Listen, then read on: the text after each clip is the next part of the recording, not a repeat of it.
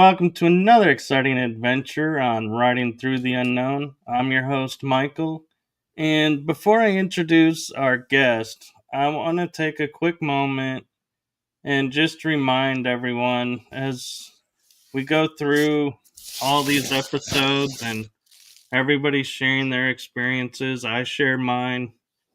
That's what they are. They're our experiences. We're not asking anyone to believe us or to rally behind us. We're just sharing information. So if you like the information, please click the like button. Help us out with the shows, with the algorithms. And if you don't, bless you. And I hope you find a show that you do like. And we're always here if you change your mind. With that being said, I am so privileged and blessed to have this guest coming on to the show, making her first appearance. And I cannot wait for you all to hear what she has to share. So I am going to turn it over to the one, the only, amazing Olivia James. Hi, thank you for having me. Thank you for coming on and being a guest. Thank you. I guess I can start if you want me to. I can start where I usually do. Um, so when I start a show talking about just like my story, I always start at the beginning because it was so important for me to have this origin and to find the origin of how all this started out and how it all happened to me. So that's why I always start at the beginning because it's the most important part to me, how I came to be in the programs and that kind of thing. So I always say that I had very interesting parents.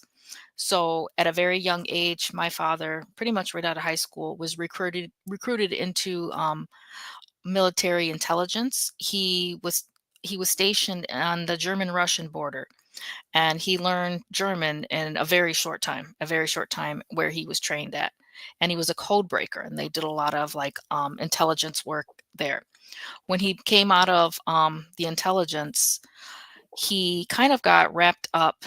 I don't want to say wrapped up because I feel like he had more choice in it than we probably know.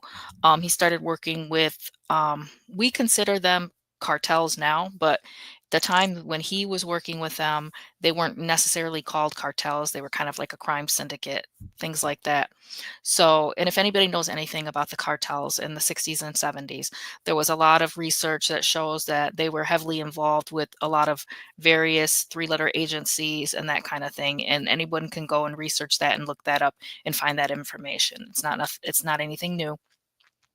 So he was doing a lot of major drug trafficking. It wasn't just like something minor. And he was working with these cartels in Mexico. So what his role was to do was to bring large amounts of heroin back and forth across the border. And he would do it by various ways, boat, train, bus, and he was also a pilot, so he could fly.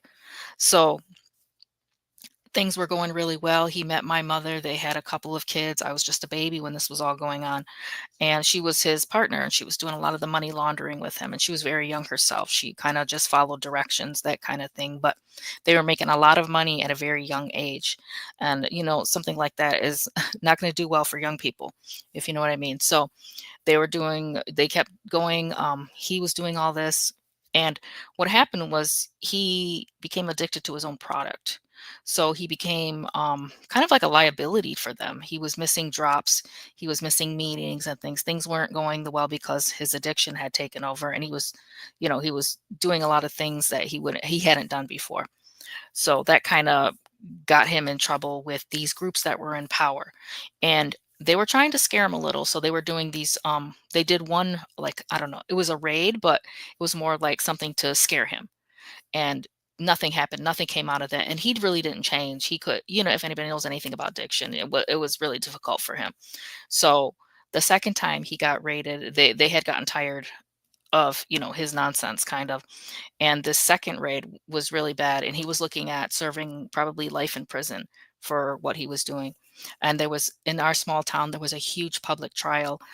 There was pictures of him in the newspapers, constant articles. It was a really big thing. It was a really big deal back in those days. And this was like early 70s.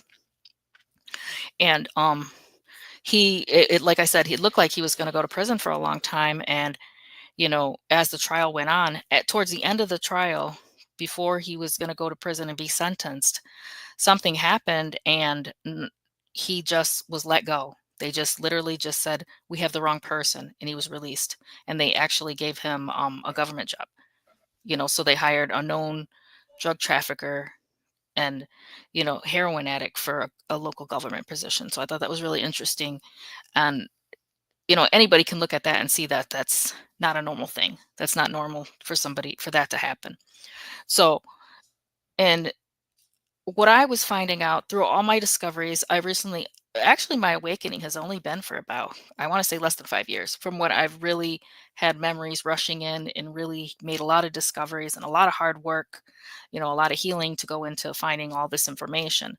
A lot of my abilities started to come back. And that's, part of the reason how I got so much information is from what I can do now, and not do, but what I've rediscovered I could do. So a lot of the information I have from my father is because he's passed away. He's passed away for a long time now. So how I've gotten so much information is because I'm something of a remote viewer, a trance medium, which I call spirit hosting.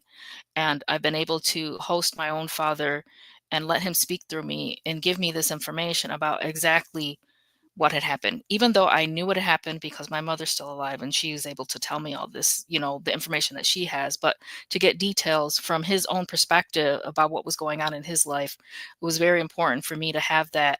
And it was a gift for me for him to, when he comes to me, he is able to speak in his earth language, meaning that he can speak in the personality he had when he was here on earth. And that was really important to have that. Like I said, it's a gift. No matter what he said about me or how he felt about me at that time, it was a gift to me to hear that because I needed the truth, and that was the most important thing to me. So once he had that happen, I found out that the reason why he was able to stay out of prison is because he made it kind of like an exchange. And what they wanted was, one of his children, that was me. And he was able to sign me over for the programs in order to stay out of prison. And in his way, he thought that he was doing a good thing for doing that because he was saving everybody else. He got to have a normal life, but, he lost everything in terms of monetary value. He had nothing left, but, he got to live a normal life and not be in prison, but all the money was gone. Everything he had like that was really gone. And all he had to do was, hand me over to them. And he said, he said that he didn't know, well, when he was speaking through me, he said he didn't know exactly what they were doing to me because whenever he would let me go and I would come back from one of the program visits, that I looked normal, that I didn't speak, that I didn't cry, nothing. He couldn't tell what was wrong with me. And that's, a sign of like mind control, MK Ultra. Of course, I'm not going to speak or say anything because, that's how we're trained. So around age 7, is actually when I got very much introduced into, a distinct MK Ultra program. And this took place at a psychiatric hospital on the East Coast. This particular hospital isn't open anymore. So I'm sure if some people wanted to do research, they could kind of narrow it down. So at this hospital, I only remember going there when I was about 7. I remember I had pigtails in my hair that day. I was wearing these little jeans, a little sweater. And when I got there, I saw a woman come out of the building, and this was the main programmer for my program. And she had white hair that she would pin up on the sides, and she always wear these really nice pantsuits. And it just wasn't, she just wasn't the type of person I grew up around. I grew up in a particular type of neighborhood, activities we grew up in is a particular type of situation, lifestyle, that kind of thing. So she was different from what I was used to. So I mean, and I wasn't afraid of her. She didn't harm me physically herself, but in the programs, it's so conflicting what they do to us, and they do it purposely, especially when it was me and another boy. His name was Jacob. And what they were trying to do is she was particularly trying to get measurements for a process called syncopated dissociation, which they wanted me and this other child they wanted real evidence that we could both dissociate at the same time, and what kind of scientific outcome that would be, based on that, what measurements could be taken, things like that, based on our dissociation at the same time. So they were putting us into, you know, various activities at the same time. And I kind of coined this stuff as systematic abuse, because the activities would change every 15 minutes. It was almost like a school classroom. And it wasn't like an activity where it was a happy activity. They were like psychological, physical, mental, emotional abuse, and sexual abuse, in order to create the process they were trying to reach, these specific outcomes. So the programmer, she was using LSD, electroshock therapy, and lots of hypnosis. And the hypnosis is kind of where they really found a lot of the information that they wanted, and they made really great discoveries, with hypnosis, for me and this other boy named Jacob. And I had no idea that I could go as deep and as far as I could with hypnosis. I had no idea, until I was older, that that was a thing that I could do. So during these times of, you know, trauma, they were trying to break down our psyches as children and rebuild us into what they wanted to be, what they wanted us to be, and what they could think of for future jobs, future missions that they might need us for, any different agencies that would want to contract, with us for. So me and this little boy, we became what they called prize pupils and successful in this program, which meant that we took to the abuse. And after a while, we did not show any response emotionally or physically. We stopped wanting anything. We stopped asking to eat. We stopped asking to go to the bathroom. We didn't speak really.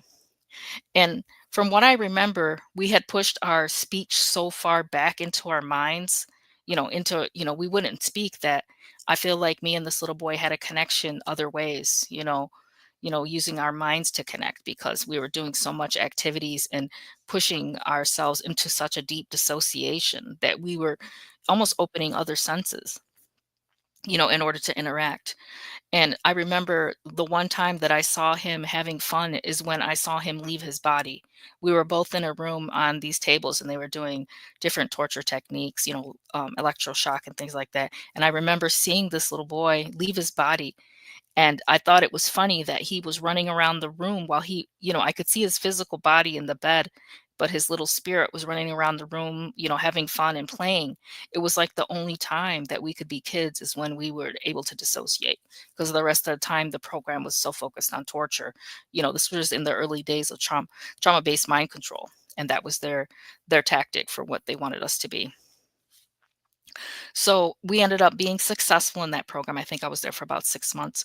If I ask my family, they don't really remember me leaving, but I did ask my mother one time if she ever saw me leave when I was a child, and she said it was possible. That was the only answer I got. So who knows how it came to be in her mind that she didn't recognize that I left, or how did this happen? That was her only answer. It's possible that I left. She doesn't remember. So who knows what kind of control was happening there.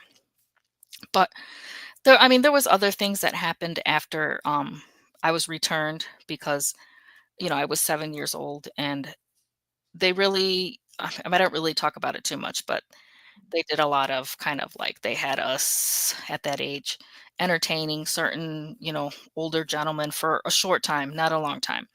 And it was mainly for recording, because one of the altars I had was a recorder. So when we're thinking about recording, I'm not literally recording it with my hands. It's something that the mind can do, and it hides it. It sticks it so far back in my mind. It's such a it's such an interesting process, and I still think they probably still use this now. If you're recording something with a different part of yourself, your front personality will have no idea what you're talking about. It's literally hidden.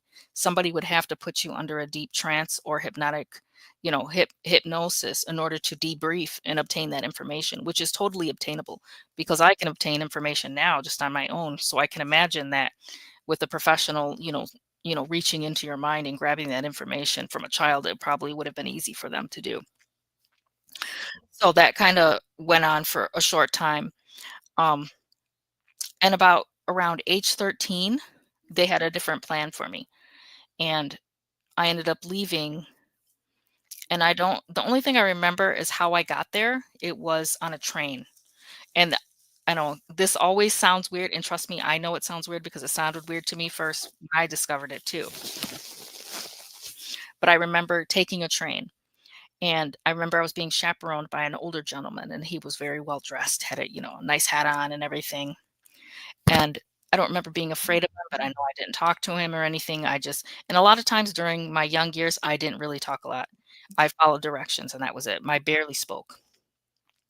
So I chaperoned with this man and we got on a train. It almost looked like a subway, like an underground train system, subway. And when we arrived, I knew we were on the moon and I was on level 4 underground. And that particular section of this base is where they were teaching a psionics class. And that's where I had been taken to because they had planned to put me in a psionics class to teach me profiling. It's called personality profiling, but I call it profiling. And there was a teacher and she looked really young. I would have thought that a teacher there would probably be in older, but she looked like she was in her 20s. Maybe she was older and I just couldn't tell, but she had a long dark hair and she was not happy that she had to put a child in her class because she taught a class of adults, psionics and things. And she wasn't happy that I was there because it's almost like, she's teaching a little kid, I don't know if she felt offended by that or not, but she didn't have a choice because there's something in my file that says I come from a special sector. So it's almost guaranteed that I have to do, something like this. And if they say what they say goes, since I'm from special sector. So she started teaching me, and there was other people in this class. There was a few other people. The only ones I remember ever interacting with, because they were all adults. One of them could talk to animals, and then one other person had an ability where they secreted excess moisture from their bodies, like through the skin. I don't know what they could do with it, but it was really interesting. And she was very stern, and she was very direct, and I want to say she was kind of hard on me.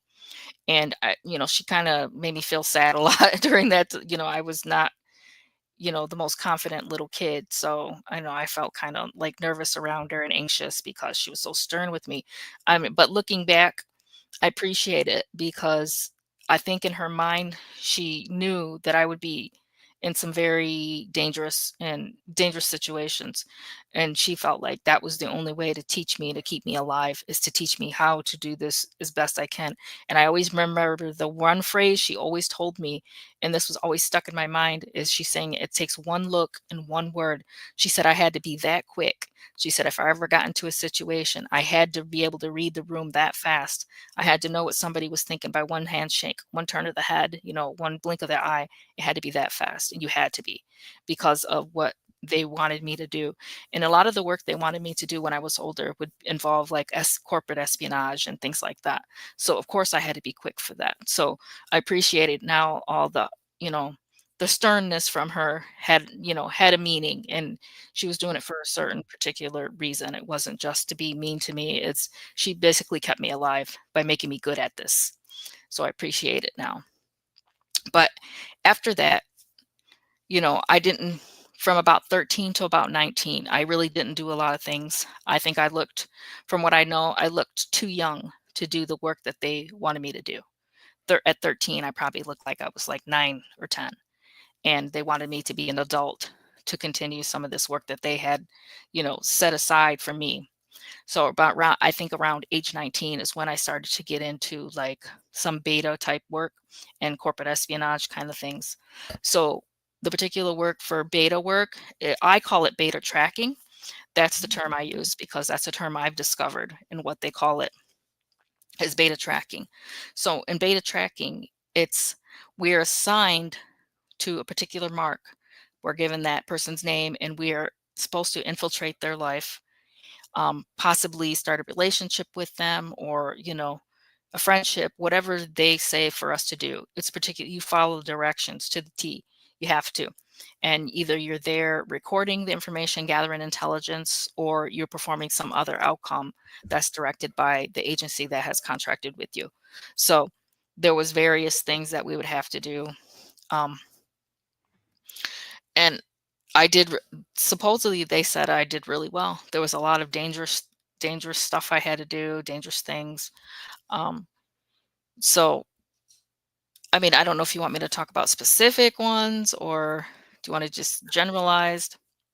You can, but one thing I wanted to mention Mhm, that was interesting is when you said, they were wanting you to record with the body in another way. And one thing I remember learning and having memory recall is when you're dealing with certain ET races mhm. and star seeds, if you want to call them that, or some people can call them angels.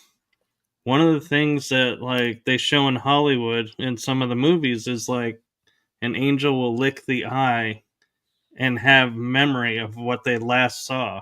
And that actually is true that they could do that. They could get your memories of and replay the last events that you witnessed through contact with your eyes. Yeah, and just being a spirit host, there's so many different parts of a person you can connect with. Because when I do it, I can. So if I was going to connect with you, you have so many different pieces of you that I can connect with. Could it be your front personality? Could it be an alter? Could it be a past life, future life? Parallel life. There's so many different pieces of a person to connect with. So that makes sense when you're saying they're, touching an eye, because even like if I do remote influencing, I can, it's almost like putting your hands inside somebody's brain and, touching with your fingers and getting kind of a sense of what they're thinking. You look through their eyes, you feel everything, all these different parts of them. So that's very interesting too, the way they word it like that, because it is a different type of connection. It is, and it's interesting you say seen through someone's eyes because I have a couple of times with someone that I knew really well was like almost in a trance state and I was like what are they doing? Where are they? And I was focusing on them and next thing I know it's like I could see whatever they're wherever they are. It's like whatever they saw I could see. And it like I pulled back cuz I was like, "Wait, what was this? What?" I had no training in it, so I was like confused and was like, "How did I do this? What did I just do? Did I Yeah. just invade someone?" And that's not cool. Yeah, and I'm self-taught, so well, self-taught from now. Obviously we were trained to do certain things in the programs that we haven't, been able to see quite yet, but it's almost like a rediscovery. I want to say a rediscovery. Just because, sometimes the things I do now, I'm pretty sure that I know for a fact there's things I can do in other past lives that are apparent now. I did want to talk about that. I don't know if we have time to do that. Well, we can, but real quick, Yes. there is a question in the chat room that I think some people might benefit from. Mhm. Kitzla Hell is asking, she wants to know what's remote influencing. Remote influencing, I can s I believe, in my personal opinion, I feel like it's part of the dark arts. It's because, I mean, I've done it myself when I've entered a base using remote influencing and astral travel by location. To get secret documents, and I don't feel all the time, I don't feel bad because these people are they've harmed us, they've harmed people, they've harmed other children. So do I feel bad trying to trick them into giving me information? I don't really. I apologize for that, but I don't feel bad for getting information for the world. And sometimes I'll kind of impress myself onto somebody in a base to have them type and give me the information from their computer. So that's remote influencing, kind of pushing your will onto someone to give you something. So I consider it the dark arts, so I don't recommend it to people. Right, because you can take on a lot of backlash doing that. Yeah, I don't recommend it to people. I mean, I've done it before to get information for the world, but I'll take the risk and I'll do it myself. So I was going to talk about how when I was at the psychiatric hospital, with the programmer, the woman, she was doing all these different hypnosis techniques with us. Even one of the things she would do is she would have me and the boy Jacob sit in a chair when we were in her office. She would have us put our hands up, and she would put one of those acupuncture needles, a very thin needle, in your palm, in the middle of your palm, and we would go into trance like that. That's how we could go into trance, is just from this the that sensation from that needle in the palm. It was really interesting. But she was finding so much information just from that. And she ended up doing what I consider a referral. She did a referral for me to go and meet with this other person.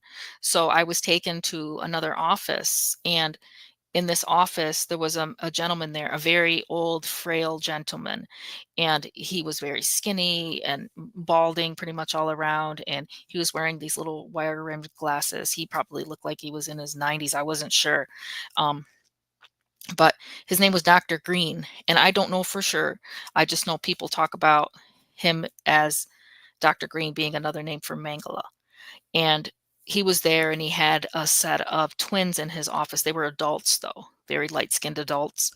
And he I wasn't afraid of Dr. Green. He never physically hurt me.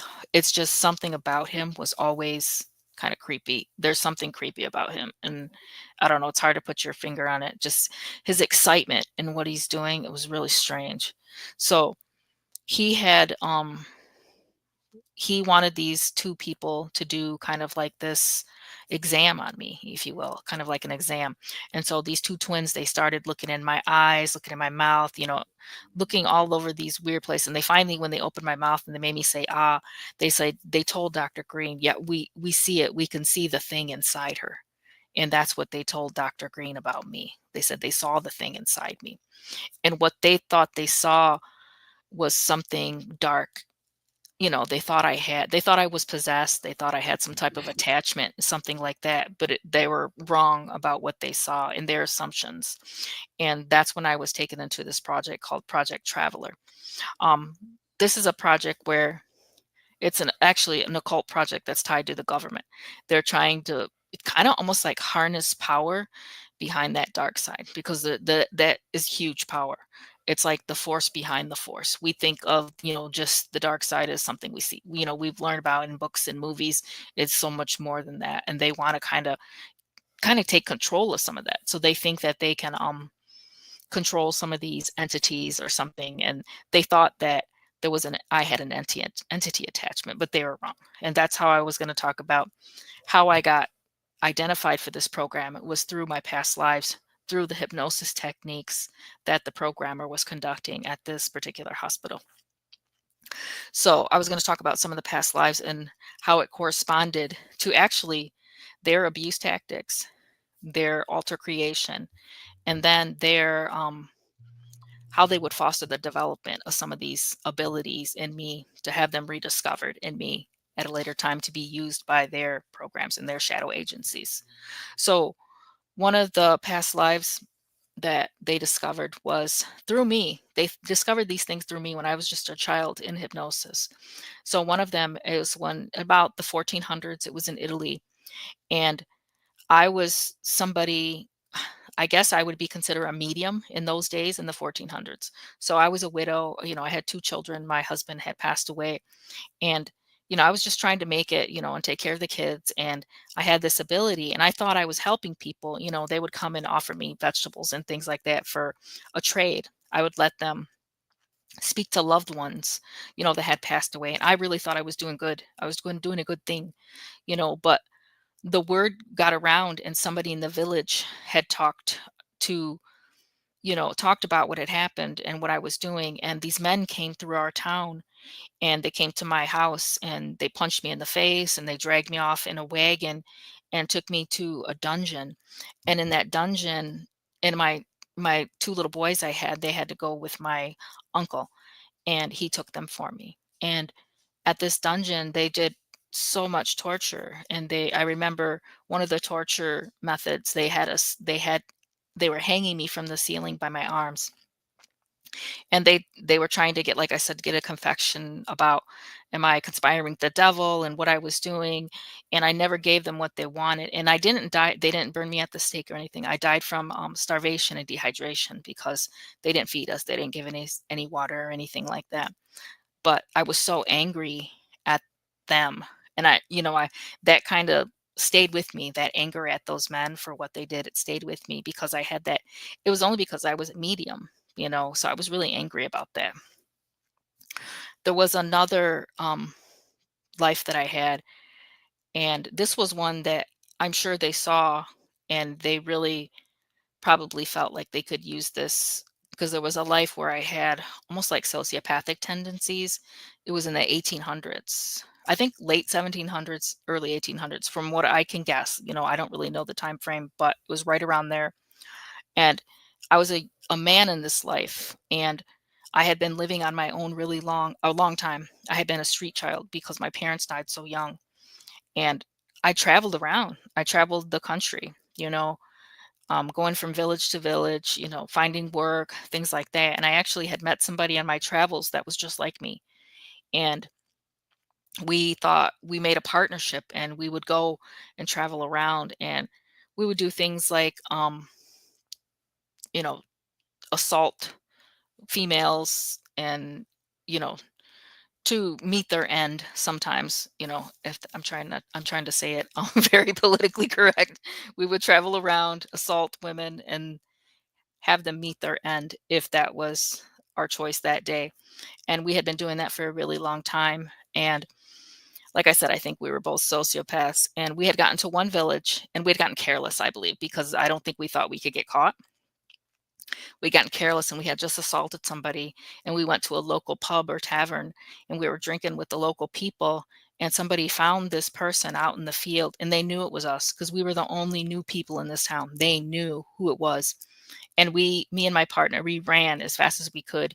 We ran to a barn, and we thought we were safe, but they ended up locking us in and set the barn on fire. So we died from being burned alive. But I really believe I deserved it in that life, and I'm glad they, made sure they burned us down because we needed that. I just remember in that life, the last thing I remember is trying to climb up into the rafters to, escape kind of like the smoke and heat, but that didn't help. Somebody asked me, do I think these are real or these were implanted? No, these are not implanted. There's no Do you know how hard it would be? Especially, I've written two full books on this. I write two blogs. Do you know how difficult it would be for me to make up this entire thing, hundreds of pages worth of information, be able to relay it constantly to every show I go to, and to be consistent with the information? I would have to be a literal genius to pull this off. I'm just saying that's the gist of that. You'd think about that. Think about how hard and difficult that would be for a person to do that. So, Well, that actually brings up an interesting side question, though. In my opinion, is we know being in the programs and everything with the mind control that they do and everything that there are cover memories that are put in to help block recall. How do you tell the difference I between personally what they plant? I don't realize, and I don't notice, I don't have an experience with cover memories. So I don't think that's a uniform thing across all mind control. I don't have any idea about cover memories. I've experienced V2K and things like that. Cover memories has not been in my personal experience. There may be other people in the programs that have had that. I particularly don't have an experience with that. So I don't have a story or an opinion on it. Okay. And Kids on Hell was asking earlier as you were describing your how did we term it? I want to make sure I'm on the right the remote influencing. Mhm. If there's a way that if someone's doing that, can you block it? I actually got blocked once, and I was in a underground base in Australia. I had put my hands into someone to type out information, and I got detected very quickly because these bases are protected by their own team of remote viewers. So I call them the counter remote viewers. When I'm going to do something, I call them the counter remote viewing team. They were so quick. I was only able to do it for about 2 minutes. And she was on a computer, and right across the screen I was, literally, what I call it as like being inside someone, like possessing someone. So she was on her computer. I was making her type all these to try to get project names and things like that, and right out of the blue, this in big words flashed across her screen, and it said break screen. And as soon as she saw that, she jumped up out of her chair, and I almost got thrown out, like, of her, like thrown back and back to my spot where I came from. So they had detected it pretty quickly, and they said break screen right on her computer. Okay. And ASIC 9, I think I'm pronouncing that right, was asking, I'm not familiar with ACIO. Are you? I don't I've heard of that before, but I'm not a part of any organization. I'm Okay. just And an author trying to get information out to people. right. And Kids Like Hell, she says, thank you for answering. Yeah, thank you for the question. I'm glad I could give that information out. So I was going to continue with another past life, which is so important for me because it's given me so much. I don't even freedom. That's the word. That's the exact word. Freedom. So this past life, and this is one that they discovered, and why they put me in Project Traveler, because it was ancient times, and it was so far back that I don't even have a number for it, but I remember following someone in a desert, and I saw that he was looking for one of his sheep, and it's starting to get dark out, and he's getting a little nervous in the dark. These are the times where they built their lives around mythology and things like that. So I could tell that he was nervous out in the dark. And I crept up behind him, and I started just saying things in his ear, like, asking him where he was going in his language and things like that. And I thought it was very fun. I thought it was hilarious. It was fun. It was how I, got my entertainment. And he was terrified. He couldn't see me, but he was so scared and knew I was there. So that's kind of the thing I did in those times, and it was a very seductive time. I remember that, and it's different from the way things are different now, because in that life, I would be called what some people would consider a dark entity, or daemon, or the demonics, but I called myself a dark jinn because I was one of the jinn. And we had our own hierarchy where we were a race of beings. We weren't just, people think of like those darker entities as, I don't know, we get a lot of our information from books and movies and things, but knowing what I was, and knowing, what I experienced, it was really interesting, because I know for a fact when I was living that life and doing what I was doing, I did not know what the word evil was. I had no idea what evil was. I didn't know I was evil. And people kind of assign that label to me. You're an evil, you're a demon, and things like that. But how would I didn't even know what I was. All I knew is I did my job, and I was doing what I was supposed to do, because I had taken a role as kind of like a victimizer. I would find somebody, infiltrate their life, you know oppress them, and my main goal was to take their whole life over and wait for them to allow me to take over their body so I could destroy their life in any way I could. And that's what my job was. And I thought I was doing a good thing, because I was giving people what they wanted. In my dark gin mind, I thought I was doing what people wanted, because they did call out to me. You think that people don't call out to these beings? They do all the time. We call it a heart call. We call it the beckoning. When somebody calls to us, you go to them. And that's what I would do. If somebody called to me, I would go to them, because I feel like, oh, they want me to take over their life. They want to break. And in the jinn mind, I thought that I was supposed to do that, because when people want that experience of darkness, I came to give it to them. I was doing my role in my job of what I was supposed to be doing here on earth. So it was like me being able to find this particular experience of mine led me to a lot of freedom, because I know it's so hard for people to realize and to acknowledge that they had done some bad things in the past. It's very difficult to do that. You have to be a specific, it's very difficult. Trust me, to acknowledge your own darkness, that shadow inside yourself. It's very hard to find. It's very hard to acknowledge. And it's given me so much freedom to just say and be able to say that I was a dark entity, and I was being able to do that. So that was one of the lives that they found, and that they thought was so important to their projects, because it could be used for so many different things. All these occult projects that the government are tied to, they need people like me. somebody that can host other spirits, somebody that can be a trance medium, somebody that I can. So it's like I I'm still able to possess people. That's why the ability has been rediscovered in me, is because as a jinn, I was able to possess people. And I can do that now. And I can also allow people to possess me. So what I do is spirit hosting, and I consider it a form of voluntary possession. That's because of my past lives. I can still do this. So if I put myself into a deep enough trance and it doesn't harm me, I don't recommend this to other people. I don't want anybody else to try this. I go into such a deep trance that I'm able to open myself up, and I can allow pretty much anything to take over my body and speak. And that's how I get a lot of information, is by allowing certain things to speak to me, speak through me. And they can, and it's not definitely not a channeling. I don't want anybody to think I'm a channeler. I'm not. I'm a spirit host, and actually entities are the ones that taught me that word. That's how I have that word, is because they told me that's what I am, that I'm a host. So I call it hosting. So I've had so many experiences of hosting various beings. And it's not just, I don't just allow the demonic. I've allowed various religious figures, historical figures. I've been able to, talk to my own father, handlers.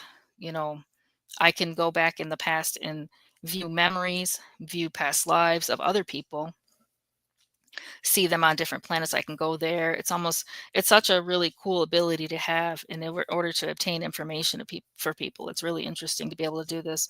So I don't get harmed physically, emotionally, or mentally, or psychologically by this. So it's a little bit easier for me to do things than probably somebody else. It's interesting hearing this because you just triggered a memory in me, and it's like you're saying, going to sound strange because I was doing a future regression, Hmm. which the reason that sounds strange is because what I'm about to say now, I wonder if was the past, because being in the programs, we understand time in a loop, not a linear line. So the past could be in the future and present all at the same time. And what it was I was a part of a team that I was leading, and we would go through time. And the suit I was wearing at the time, I didn't know how to describe it, but now I would say is the nano suit. Hmm. And we would instantly be able to communicate with everybody. We would automatically talk their language, and it would automatically translate their language into our language. And so we were able to communicate as if we had always been there, and our outfits would adapt to, like, you're saying, being in the desert, nomadic, Hmm. robes. We would appear in the robes, even though that's not what we were wearing. And so it's interesting because now I wonder, was that the past being in a program, and my mind in the regression didn't know how to comprehend it, so it made it look like it was in the future. I would trust yourself over that. I wouldn't put any doubt in your mind. If you were in a tied to your highest self, like I do, when I go under and do trance, I attach to my highest self. I reach out to my highest self. That's why I trust what I experience. So if I was you, I would trust your experience and don't question yourself. That would be my take on it. Definitely don't question yourself, because if you're attached to your highest self, I think what you're experiencing is real, and you know best. You're the expert in your own life. Right. And that's why I was like, it sounded so similar to what you were doing. And that's why I started to think, wait, could it be I was actually looking at the past? It could be all those. I remember I've been to the in-between place. In my experience, I call it the in-between place.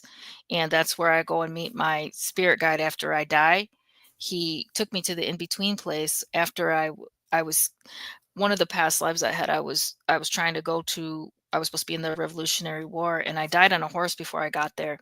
But my spirit guide called me to the in between place. And when I got there, we were kind of like laughing and giggling. It wasn't like a stressful thing.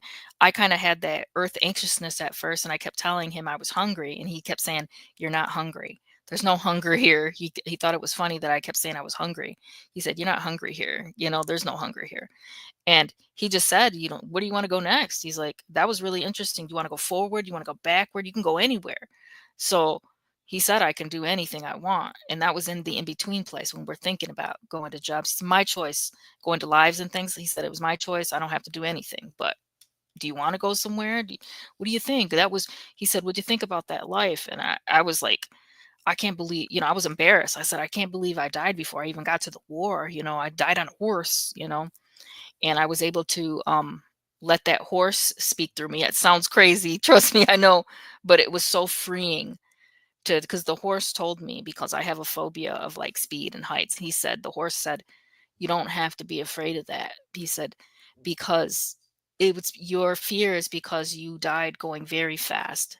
But he said, that's not in your lifetime now. You can let that go, kind of, to try to help me get past like my phobia of it. Because it stays with you. It doesn't matter if it's hundreds or thousands of years. It stays with you at the cellular level.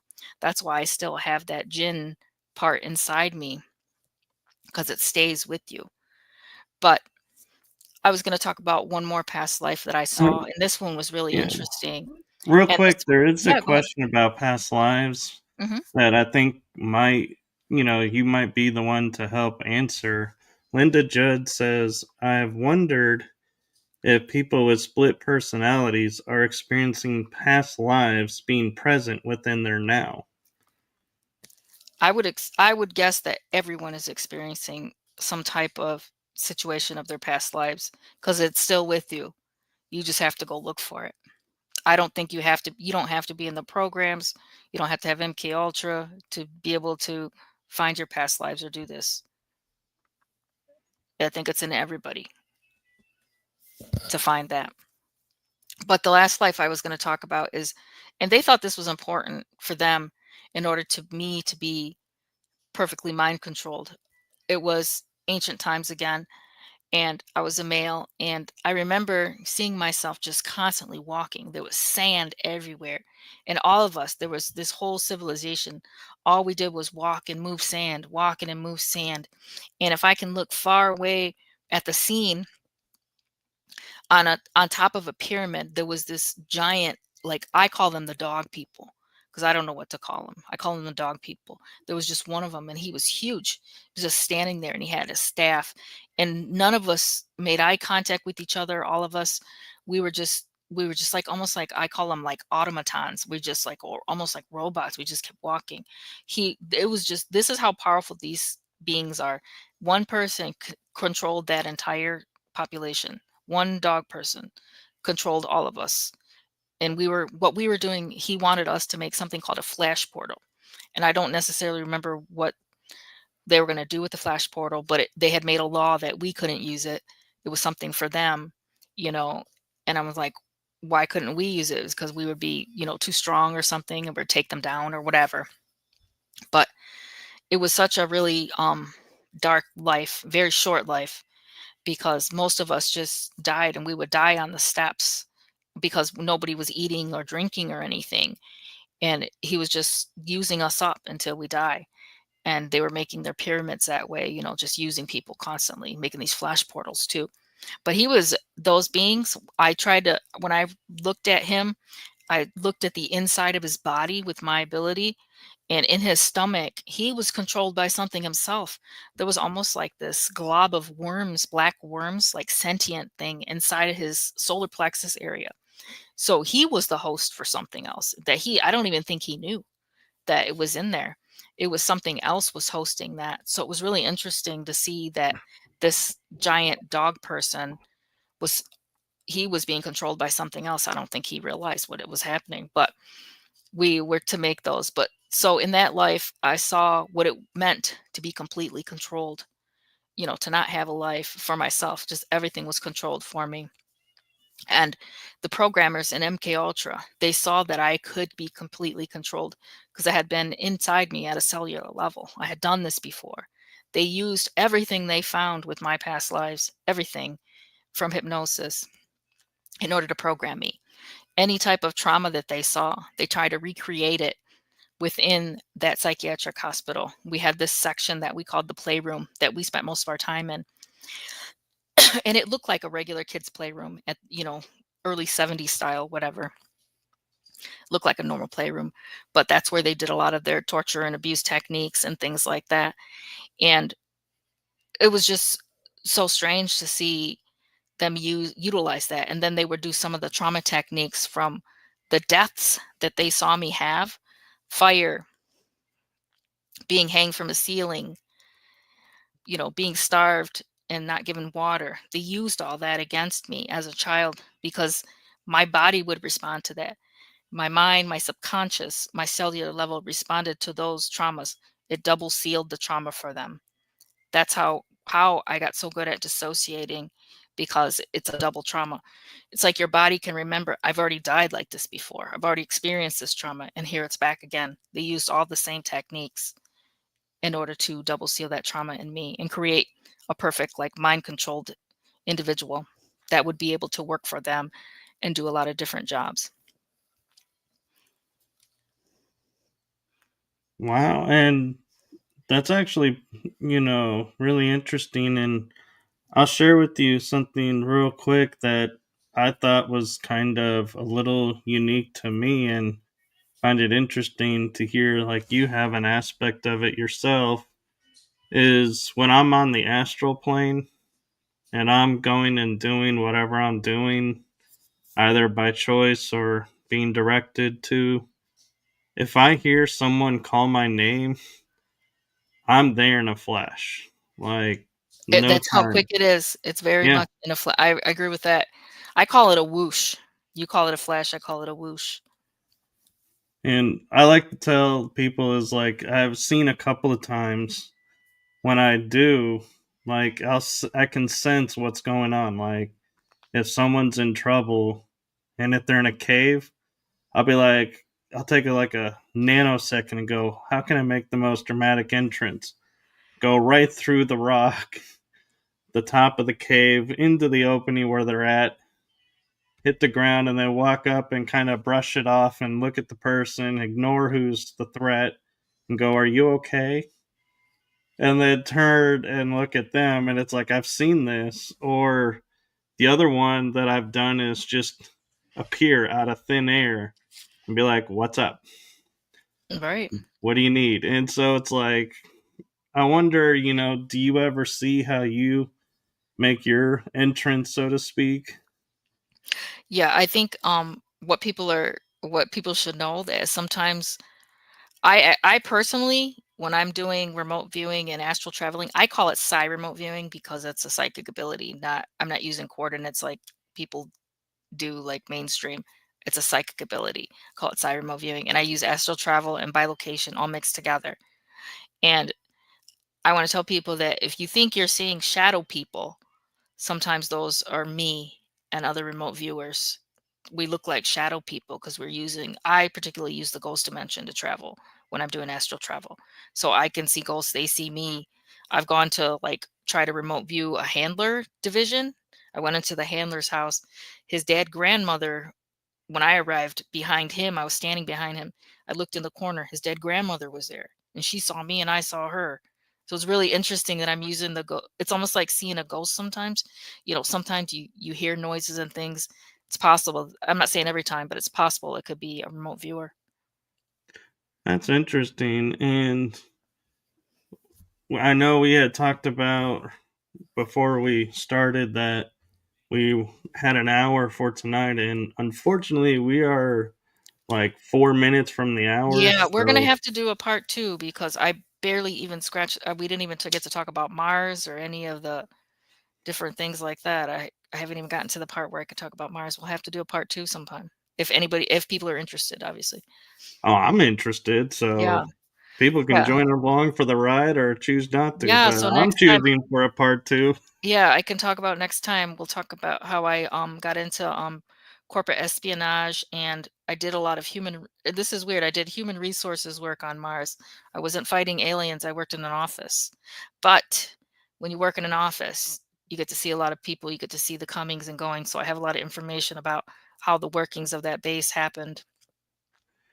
Well, and one thing I like to share with people is, when they talk about, "Oh, you were in the program, so you must know so and so." No, I don't know I anybody. I like to tell people, I go, "You realize in the programs you have your pilots, you have your crew that may do cleanup, type of work, you Hmm. have your command crew, you have your on Earth only crew, only operate in space crew. We don't always get, together at lunch and hang out and be like, hey, what'd you do today?" Right. Nobody hung out with me because I worked for the man. Nobody wanted to be around me. I wasn't around a lot of people because I had a higher level job in the corporate sector. I remember the general I worked for, though, General Asher. So, but I don't remember a lot of the officers or things like that. I remember General Asher, though. He was my boss. Yeah. So thank you for coming on and Yeah, thank sharing you. with us. And thank you to everyone in the chat room. And I'm sorry we didn't get to all the questions. Normally we have time to try and get to more, but we have to respect the time. And I am so grateful and appreciative. And so I am looking forward to part 2. So I will let you all know when we schedule that and arrange that. And Yeah, there's a I lot of just, topics I want to talk about next time. I want to talk about Mars. There's new things happening like the Olympia group. There's Project Oblivion that we need to speak about where their podcasters are getting targeted. So much information. So I hope everybody hops back onto the second show so we can discuss some of the current events that we need to discuss for disclosure. yes. And thank you for stepping up. And I know you say you're just an author sharing, and looking for stuff. But as someone recently said to me, I'm not just a podcaster. So don't limit yourself and limit your importance. You are a very important aspect to what's going on. And so, from my heart to yours, thank you for coming forward Yeah, and thank you. sharing. And with that, we are going to say good night. And let me see. They keep changing the settings. There they are. And I will sign us out. So thank you, everyone, and stay tuned for part 2. Good night.